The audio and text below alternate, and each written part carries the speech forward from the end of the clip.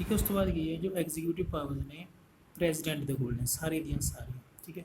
All the executive power vested in the president of India, ठीक है। सारिया powers ने जो एग्जीक्यूटिव चीफ एग्जीक्यूटिव ने कि किसी भी लॉ ਨੂੰ लागू करना ਜਾਂ ਕਿਸੇ भी लॉ ਨੂੰ ਆਪਾਂ ਕਹਿ ਸਕਦੇ ਹਾਂ ਕਿ ਖਤਮ ਕਰਨਾ, ਉਹ ਸਾਰੇ ਕਿਸ ਦੇ ਕੋਲ ਪਾਵਰ ਹੁੰਦੀ ਹੈ, ਉਹ ਪਾਵਰ ਆਪਣੇ ਇੰਡੀਆ ਦੇ ਪ੍ਰੈਜ਼ੀਡੈਂਟ ਕੋਲ, ਠੀਕ ਹੈ। It is her duty to enforce the law passed by the parliament, ਕਿ ਜੋ ਵੀ ਲਾਅ ਪਾਸ ਕੀਤਾ ਗਿਆ ਪਾਰਲੀਮੈਂਟ ਦੁਆਰਾ ਉਸ ਨੂੰ ਇਨਫੋਰਸ ਕਰਨ ਦਾ ਜੋ ਰਿਸਪੌਂਸਿਬਿਲਿਟੀ ਹੈ ਉਹ ਕਿਸ ਦੀ ਹੈ, ਆਪਣੇ ਚੀਫ ਐਗਜ਼ੀਕਿਊਟਿਵ ਦੀ, ਜਾਂ ਆਪਾਂ ਕਹਿ ਸਕਦੇ ਹਾਂ ਪ੍ਰੈਜ਼ੀਡੈਂਟ ਦੀ ਕੋਲ। ਉਸ ਤੋਂ ਬਾਅਦ ਸੈਕੰਡ ਐਗਜ਼ੀਕਿਊਟਿਵ ਪਾਵਰ ਕੀ ਹੈ ਪ੍ਰੈਜ਼ੀਡੈਂਟ ਦੀ, ਇਹ ਅਪਾਇੰਟ ਦਾ ਪ੍ਰਾਈਮ ਮਿਨਿਸਟਰ, ਕਿ ਜੋ ਇੰਡੀਆ ਦਾ ਪ੍ਰਾਈਮ ਮਿਨਿਸਟਰ ਹੈ, ਠੀਕ ਹੈ, ਉਸ ਨੂੰ ਕੌਣ ਅਪਾਇੰਟ ਕਰਦਾ ਹੈ, ਆਪਣੇ ਇੰਡੀਆ ਦਾ ਪ੍ਰੈਜ਼ੀਡੈਂਟ। ਕਿੱਦਾਂ ਅਪਾਇੰਟ ਕਰਦਾ ਹੈ, ਉਹ enjoy the support of the majority of member of ਲੋਕ ਸਭਾ, ਕਿ ਲੋਕ ਸਭਾ ਦੇ ਵਿੱਚ ਜਿਸ ਦੀ ਪਾਰਟੀ ਮੈਜੋਰਿਟੀ ਦੇ ਵਿੱਚ ਆਉਂਦੀ ਹੈ, ਸਭ ਤੋਂ ਜ਼ਿਆਦਾ ਸੀਟਸ ਜਿੱਤ ਕੇ ਆਉਂਦੀ ਹੈ ਇਲੈਕਸ਼ਨ ਦੇ ਵਿੱਚ, ਉਹਨਾਂ ਦੇ ਵਿੱਚੋਂ ਹੀ ਇੱਕ ਮੈਂਬਰ ਨੂੰ, ਜੋ ਉਹਨਾਂ ਦੀ ਪਾਰਟੀ ਦਾ ਹੈੱਡ ਹੁੰਦਾ ਹੈ, ਜੋ ਪ੍ਰਾਈਮ ਮਿਨਿਸਟਰ ਨੋਮੀਨੇਟ ਕੀਤਾ ਜਾਂਦਾ ਹੈ, ਠੀਕ ਹੈ। ਉਹ ਕੌਣ ਕਰਦਾ ਹੈ, ਇਹ ਆਪਣੇ ਪ੍ਰਾਈਮ ਮਿਨਿਸਟਰ ਨੂੰ ਆਪਣੀ ਇੰਡੀਆ ਦਾ ਪ੍ਰੈਜ਼ੀਡੈਂਟ ਕਰਦਾ, ਰਾਈਟ। ਇਸ ਤੋਂ ਇਲਾਵਾ ਹੋਰ ਕੀ ਹੈ, he also appoint other member of council of minister and distribute portfolios among them on the advice of prime minister, ठीक है। जिन्ने भी council of member होंगे हैं, ठीक है, जिन्होंने आप कह सकते हैं कि मिनिस्टर होंगे अलग अलग मिनिस्ट्रीज के, ठीक है। जस्ट लाइक आप कह सकते हैं railway minister, education minister, finance minister, ठीक है, फॉरन मिनिस्टर, उन्होंने भी कौन अपॉइंट करता है, उन्होंने भी प्रेजिडेंट इलैक्ट करता है। बट वो किस दी एडवाइस लेंदा, उस तो बाद एडवाइस लेंदा अपने प्राइम मिनिस्टर की, ठीक है, क्योंकि जो भी मैंबरस होंगे हैं कौंसल ऑफ मिनिस्टर के, वो प्राइम मिनिस्टर की ही पार्टी के मैंबर होंगे हैं सारे के सारे, राइट। उस तो बाद नैक्सट की एग्जीक्यूटिव फंक्शन है प्राइम मिनिस्टर अपने प्रेजिडेंट का, council of minister remain in the office, ठीक है। जिन्हें भी कौंसल ऑफ मिनिस्टर्स ने वो कदों तक अपने जो ऑफिस के रह सकते हैं, मान लो जो प्लेजर ऑफ द प्रेजिडेंट, कि जितना टाइम प्रेजिडेंट चाहे, ठीक है, मान लो कि इसका टर्म 5 ईयर होंगे, जितना आप पिछले पढ़ चुके हैं, राइट, वो 5 ईयर की टर्म ओवर हो चुकी है। बट जो वो मिनिस्टर है, ठीक है, वो उस टाइम तक अपने ऑफिस के रह सकता जिन्ना टाइम अपने इंडिया का प्रेजिडेंट चाहे, जो आप कह सकते हैं कि जिन्ना टाइम लोक सभा चाहे, राइट। क्योंकि जो भी लॉज बनने हैं वो कितों बनते हैं, लोक सभा के ही पास होंगे, तो ही वो प्रेजिडेंट उसके लॉ के उपर अपनी साइन करके बिल पास करते हैं, राइट। उस तो बाद, ठीक है, उस तो बाद की होंगे कि जो प्रेजिडेंट ऑफ इंडिया है the power to appoint the remove all high official of the union government like the chief justice of India. इस तो अलावा कि प्रेजिडेंट के कोल इन्नी पावर है कि वो जो भी इंडिया के हाई ऑफिशियल्स ने, ठीक है, यूनियन गवर्नमेंट के उन्होंने अपने जो पोजीशन तो कह सकते हैं, जो उन्होंने अपनी जो पावर्स इन्होंने खुंजन जा सकती ने, वो किस दे जरिए प्रेजिडेंट ऑफ इंडिया के किन्ना मैंबरस को रिमूव कर सकता है, या किन्ना मैंबरस को उन्होंने ड्यूटी तो हटा सकता है, जिन्होंं आप कह सकते हैं चीफ जस्टिस ऑफ इंडिया, ठीक है, जो आप सुप्रीम कोर्ट का मेन जज है उसनों भी ये हटा सकते हैं, ठीक है, by the process of impeachment the ambassador and the other diplomatic representative for the foreign countries, ठीक है।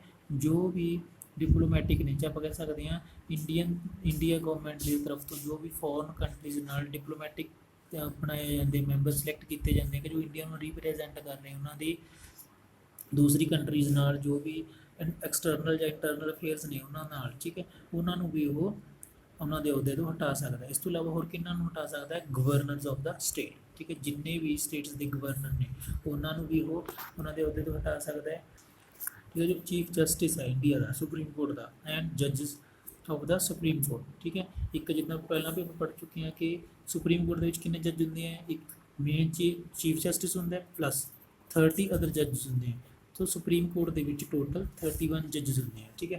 तो जो अपना प्रेजिडेंट है वो 30 to 31 जजिस ही रिमूव कर सकता है अगर वो चाहे, राइट। इस तो अलावा होर किन्होंने रिमूव कर सकता है, वो द हाई कोर्ट जजिस एंड अटॉर्नी जनरल, ठीक है, controller, auditor general, chief election commissioner, other election commissioner, chairman, members of union public service commission, ठीक है। मीनस जो भी पावर्स ने, ठीक है, जो भी हाईली ऑफिशियल मैंबरस ने इंडिया के, उन्होंने सब नू जो प्रेजिडेंट है वो रिमूव कर सकता है, वो इन्नी ज़्यादा पावर होंगी है। बट वो किदां कर सकता है, वो सिर्फ कौंसल ऑफ मिनिस्टर की सलाह नाल या ਪ੍ਰਾਈਮ ਮਿਨਿਸਟਰ ਦੀ ਸਲਾਹ ਦੇ ਨਾਲ ਹੀ ਕਰ ਸਕਦਾ, ਇਕੱਲਾ ਡਿਸੀਜ਼ਨ ਨਹੀਂ ਲੈ ਸਕਦਾ। ਠੀਕ ਹੈ right. The other powers of the president ਕੀ ਹੈ, ਜਿਹੜੇ ਪ੍ਰੈਜ਼ੀਡੈਂਟ ਹੈ ਉਹ ਸੁਪਰੀਮ ਕਮਾਂਡਰ ਹੈ ਆਫ डिफेंस फोर्स।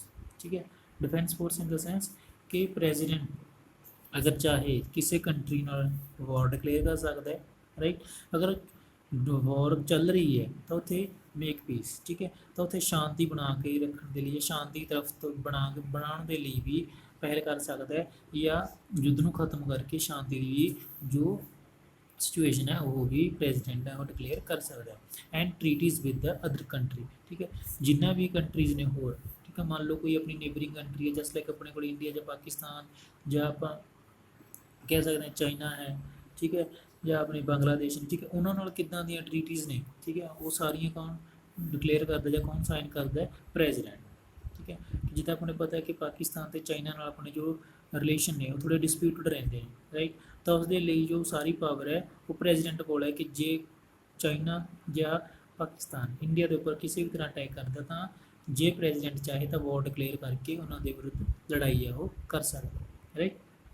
उस तो बाद जी है the administration of the union territories is directly under his control, कि जिन्ने भी अपनी ड्यूटीज़ ने, ठीक है, जिदा दिल्ली है, पुडुचेरी है, ठीक है, ਜਾਂ ਹੁਣ अपन 2 न्यू यूनियन टेरेटरीज बनिया ने, ठीक है, जम्मू एंड लद्दाख, उत्थे भी जो सारा कंट्रोल है डायरैक्टली तौर पर किहदे कोल हुंदा है, उन्हां दा सारा डायरैक्टली कंट्रोल हुंदा अपने इंडिया के प्रेजिडेंट कोल। तो ये तो सी सारियां अपनियां executive power of the president. Now will discuss about the judicial power. ठीक है, जुडिशियल तौर पर किहड़ियां पावर्स होंदियां ने, जां जुडिशियल तौर पर प्रेजिडेंट के किहड़े काम ने।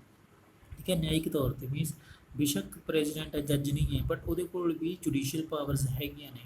What kind of powers the president है, the president has the power to grant pardon, ठीक है, और reduce the sentence of any convince person, कि प्रेजिडेंट को इन्नी पावर है कि वो किसी भी मैंबर, ठीक है, जिसनों पहले कोई सज़ा दी गई है, कोई भी मैंबर चाहे मान लो किसी ने मर्डर किया या एक्सीडेंट किया या किसी देश के नाल गद्दारी की है, सेंटेंस मिली हुई है, कह सकते हैं कि उन्हें सज़ा मिली हुई है, ठीक है, लाइफ टाइम दी या फांसी दी, ठीक है, तो प्रेजिडेंट अगर चाहे तो उसको पार्डन माफ़ भी कर सकता है या उसकी सज़ा को घट भी कर सकता है, राइट। एंड अदर होर की है, इन case of question of law और मैटर ऑफ पब्लिक इंपॉर्टेंस ही और she can ask for the advisory opinion of the supreme court. ठीक है, मान लो देश के रिगार्डिंग कोई भी लोगों के अपने देश के हित के लिए कोई डिसीजन लेना है, राइट, बट अकेले भी डिसीजन है वो लेना मुश्किल है। ठीक है, तो सुप्रीम कोर्ट के जो जजिज ने उन्होंने तो सलाह ले सकता सुप्रीम कोर्ट के जजिज तो, ठीक है, बट सुप्रीम कोर्ट का जो जजिज डिसीजन देंगे या सलाह देंगे, ठीक है, उसके लिए वो नो बाइंडिंग, ठीक है, मीनस उसके लिए कोई ज़रूरी नहीं है कि उन्होंने सलाह उन्हें मननी है, वो सिर्फ सलाह ले रहे, ठीक है, उन्होंने सलाह मनना, ओपीनियन मनना या ना मनना उसके लिए प्रेजिडेंट को कोई किसी भी तरह की बंदिश नहीं है, उसके कोल पूरी पावर है या फुल फ्रीडम है कि वो उसको रिजेक्ट भी कर सकता है या सुन के सिर्फ इग्नोर भी कर सकता है, राइट। तो थर्ड जो है प्रेजिडेंट के कोल वो की है लेजिस्लेटिव पावर। ठीक है, लेजिस्लेटिव पावर की है इंडिया की, जो प्रेजिडेंट की या फंक्शन की है कि प्रेजिडेंट की है जो समन भेज सकता है या propose the session of both of the house of the parliament. ठीक है, कि जे मान लो ना लोक सभा के ना राज्य सभा के कोई भी, ठीक है, टाइम नहीं है, जो सैशन का टाइम नहीं है, तो प्रेजिडेंट दोनों हाउसिस में समन भेज के एमरजेंसी के, ठीक है, उन्होंने मीटिंग है बोथ ऑफ द हाउसिस की मीटिंग है वो बुला सकता है, इन्नी पावर प्रेजिडेंट के कोल है। ठीक है, ही और she inaugurates the parliament by the एड्रैसिंग it.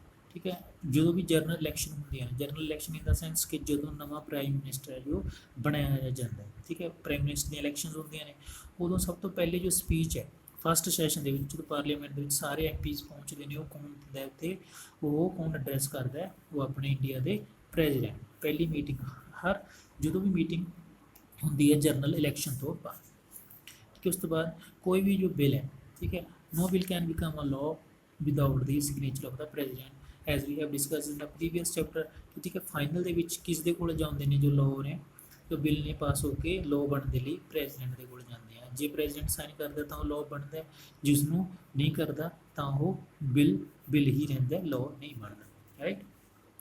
सो उस तो बाद की है कि no money will can be introduced in the parliament without the president's recommendations. ठीक है, जितना मैं पहला भी डिस्कस की लास्ट चैप्टर के विच कि प्रेजिडेंट की परमिशन तो बिना पार्लीमेंट के मनी बिल है जो इंट्रोड्यूस नहीं किया जा सकता, पहले परमिशन लेनी पैंदी है मनी बिल को इंट्रोड्यूस करने लिए, राइट। सो सैकेंड अपने जो हाईली ओपोजिशन किस दी अपनी कंट्री के कौन है, वाइस प्रेजिडेंट। ठीक है, प्रेजिडेंट के बारे में पता चल गया अपन, ठीक है, कि जो प्रेजिडेंट है उसके को सब तो ज़्यादा पावर्स ने इंडिया के कहने के लिए। ठीक है, उस तो बाद मान लो प्रेजिडेंट इंडिया के मौजूद नहीं है, किसी बाहर कंट्री के चले गए हैं, ठीक है, कोई भी ट्रीटी के लिए या कोई मीटिंग के लिए, राइट। तो इंडिया के किसी भी तरह की प्रॉब्लम्स आ गई, and who is there to take over the office of the president, that person is known as the vice president. ठीक है, तो इंडिया का हुण प्रेजिडेंट वाइस प्रेजिडेंट कौन है, वेंकैया नायडू। ठीक है, सब तो पहले की होंगे है कि जो constitution also provide for the vice president. ठीक है, कॉन्स्टिट्यूशन के भी आपां वाइस प्रेजिडेंट की जो पोजीशन है वो दी गई है। ठीक है, कि इंडिया का एक प्रेजिडेंट होएगा, एक वाइस प्रेजिडेंट होएगा। ठीक है, तो वाइस प्रेजिडेंट कदों एक्टिव होंगे या कदों उसकी जो ज़्यादा जरूरत पैंती है, ड्यूरिंग दी एबसेंस और इलनेस ऑफ द प्रेजिडेंट, कि ਜਾਂ ਤਾਂ प्रेजिडेंट आओ वो अपने देश तो बाहर होवे, एबसेंट होवे, तो या फिर इलनेस। ठीक है, जब प्रेजिडेंट बीमार हो गया अपने ऑफिस के नहीं है वो उस टाइम के तो उस टाइम के फिर की होंगे the vice president perform the function of the president, कि जो वाइस प्रेजिडेंट है फिर वो प्रेजिडेंट के जितने भी काम ने वो वाइस प्रेजिडेंट के टेक ओवर करता है, तो सारिया जो ऑर्डर्स ने फिर वाइस प्रेजिडेंट ही दिंदा है। ठीक है, तो एक्चुअल वाइस प्रेजिडेंट कितने आप कह सकते हैं कि उसके कोड़ा अहदा होंगे या किस पोजीशन पर होंगे, वो is the ex officio chairman of the Rajya Sabha. ठीक है, जिन्ना टाइम इंडिया के प्रेजिडेंट है उन्ना टाइम उस कितों का चेयरमैन होंगे, वो राज्यसभा का जो चेयरमैन है वो कौन होंगे, अपने इंडिया का वाइस प्रेजिडेंट होंगे, right. Next, what are the qualification to become the vice president. हम वाइस प्रेजिडेंट बनने से अपन पहले पढ़ चुके हैं। ठीक है, सेम जो कंडीशंस ने वो कंडीशन ही इतने एप्लीकेबल होंगे ने, कि जो qualification for the office of the vice president are the same as those are prescribed by the president. ठीक है, जो भी जो क्वालिफिकेशन, ठीक है, अपन प्रेजिडेंट के लिए जरूरी ने सेम पोजीशंस ने जो वो ही वाइस प्रेजिडेंट बनने के लिए जरूरी ने, राइट। ठीक है, बट वो क्या जो प्रेजिडेंट है, ठीक है, वो किसका मैंबर होना चाहिए, लोक सभा का। ठीक है, बट वाइस प्रेजिडेंट किसका मैंबर होंगे, राज्यसभा का चेयरमैन होंगे या उसका मैंबर होंगे, राइट। उस तो बाद की है election of the vice president के इलैक्शन बारे तो डिस्कस कर चुके हैं कि वो इनडायरैक्ट तौर पर इलैक्शन होंगे। ठीक है, the vice president elected by the member of electoral college of the member of both of the houses of the parliament. ठीक है, बट इसकी इलैक्शन कितना होंगी है, उसकी है तीन तरह के मैंबर। ठीक है, एक तो M P both of the houses plus MLAs। ठीक है, इस तीन दोनों हाउसेज के MP तो MLA। ठीक है, ये मैंबर ने जो पार्टिसिपेट करते हैं, बट वाइस प्रेजिडेंट के लिए की होंगे कि जो अपने पार्लीमेंट के बोथ ऑफ हाउसेज ने, ठीक है, दोनों MP लोक सभा के राज्यसभा के वो मैंबर ही इलैक्ट करते हैं अपने किसी भी एक मैंबर, राइट। उस तो बाद आ जाती है टर्म एज दी सेम, कि जो वाइस प्रेजिडेंट की टर्म है वो भी कितनी है 5 ईयर्स। ठीक है, जितना प्रेजिडेंट की टर्म 5 ईयर है उदा ही वाइस प्रेजिडेंट की टर्म भी 5 ईयर है। ठीक है, इस तो अलावा कि it may be ended earlier, ये पहला भी खत्म हो सकती है कि ईदर बाय रेजिग्नेशन, कि मान लो कोई वाइस प्रेजिडेंट अपने टाइम तो पहले रिजाइन करना है। ठीक है, बट देगा कि हो कि मैं अपनी पोजीशन छड़ रहा, writing the address to the president. ठीक है, वो प्रेजिडेंट भी अपनी जो रेजिग्नेशन है लिख के दे सकता है, और बाय रिमूवल या फिर उसको उसकी पोजीशन तो हटाया भी जा सकता है, राइट। उस बाद की है the vice president may be removal by the resolution of the Rajya Sabha passed by a majority of member and agree by the Lok Sabha of the majority. ठीक है, जितना पहले आप डिस्कस कर चुके हैं कि जो इंपीचमेंट का प्रोसैस है, ठीक है, वो किन्ना मैंबर के उपर लगता है कि वाइस प्रेजिडेंट ठीक है, उन्होंने दोनों हाउस की है 2/3 मेजोरिटी के नाल बिल पास करके उसके उपर अप्लाई करना पैंदा, तो उसकी पोजीशन तो हटाया जा सकता है। उस तो बाद की है पावर्स एंड फंक्शन। ठीक है, जिदा प्रेजिडेंट के पावर्स एंड फंक्शंस ने उस तरह ही वाइस प्रेजिडेंट के फंक्शन की है ठीक है। पहला फंक्शन की है कि वो चेयरमैन है राज्य सभा का, ठीक है। जो भी राज्य सभा के मीटिंग होंगी ने उन्होंने कौन हैंडल करता है, जो अपनी इंडिया के वाइस प्रेजिडेंट ने, ठीक है। But if there is a vacancy in the office of the president, ठीक है। वैसे ये सिर्फ चेयरमैन ने राज्य सभा के उन्होंने कोल होर कोई भी पावर नहीं है, ठीक है। जिन्नियां पावर्स प्रेजिडेंट कोल उन्नियां पावर नहीं होंगी इन्होंने कोल। But in the case of vacant और vacancy in the office of president, कि जो प्रेजिडेंट अपने ऑफिस के नहीं है, ठीक है, ਜਾਂ ਤਾਂ ਮੰਨ ਲਓ ਉਹਨਾਂ ਨੇ ਰਿਜ਼ਾਈਨ ਕਰਤਾ, ठीक है, ਜਾਂ ਰਿਮੂਵਲ ਔਰ ਡੈਥ, ਜਾਂ ਉਹਨਾਂ ਨੂੰ ਉਹਨਾਂ ਦੀ ਪੋਜੀਸ਼ਨ ਤੋਂ ਹਟਾ ਦਿੱਤਾ ਗਿਆ, ਠੀਕ ਹੈ, ਜਾਂ president at the time death ਹੋ ਚੁੱਕੀ ਹੈ, ਜਾਂ ਪ੍ਰੈਜ਼ੀਡੈਂਟ ਆਪਣੇ ਦੇਸ਼ ਤੋਂ ਬਾਹਰ ਨੇ, ਰਾਈਟ। ਤਾਂ ਉਹਨਾਂ ਸੂਰਤਾਂ ਦੇ ਵਿੱਚ ਜਾਂ ਉਹਨਾਂ ਹਾਲਾਤਾਂ ਦੇ ਵਿੱਚ ਜੋ ਵਾਈਸ ਪ੍ਰੈਜ਼ੀਡੈਂਟ ਹੈ ਉਹ ਪ੍ਰੈਜ਼ੀਡੈਂਟ ਦੇ ਰੋਲ ਨੂੰ ਅਦਾ ਕਰਦੇ ਨੇ, ਠੀਕ ਹੈ। As the president until the new president is elected, Jinnah time नवा प्रेजिडेंट है जो इलैक्ट नहीं किया जाता। मान लो पहले वाले प्रेजिडेंट की डेथ हो चुकी है, तो जो वाइस प्रेजिडेंट है वो उस टाइम तक प्रेजिडेंट बना रहेगा जो तक नवा प्रेजिडेंट है जो नहीं इलैक्ट नहीं किया जाता। तो कितना टाइम होंगे उसके लिए होंगे ने 6 मंथ, ठीक है। मोर दैन 6 मंथ कि 6 महीने के अंदर अंदर उन्होंने नवा प्रेजिडेंट है जो इलैक्ट करना पड़ेगा, ठीक है। उस तो अलावा कि in case of temporary absence of president also, ठीक है। मान लो temporary absence in the sense कि जो प्रेजिडेंट अपनी कंट्री को बाहर किसी दूसरी कंट्री के चले जाते हैं, तो उदों भी जो वाइस प्रेजिडेंट है वो प्रेजिडेंट के जो पावर्स ने वो होल्ड करके जिन्ने भी डिसीजन ने वो लै सकते हैं, ठीक है। उस तो अलावा की है in such times he ceases the perform to duty of the chairman of the Rajya Sabha, इस राज्य सभा के जो चेयरमैन की ड्यूटी है वो भी परफॉर्म करते हैं। Thank you.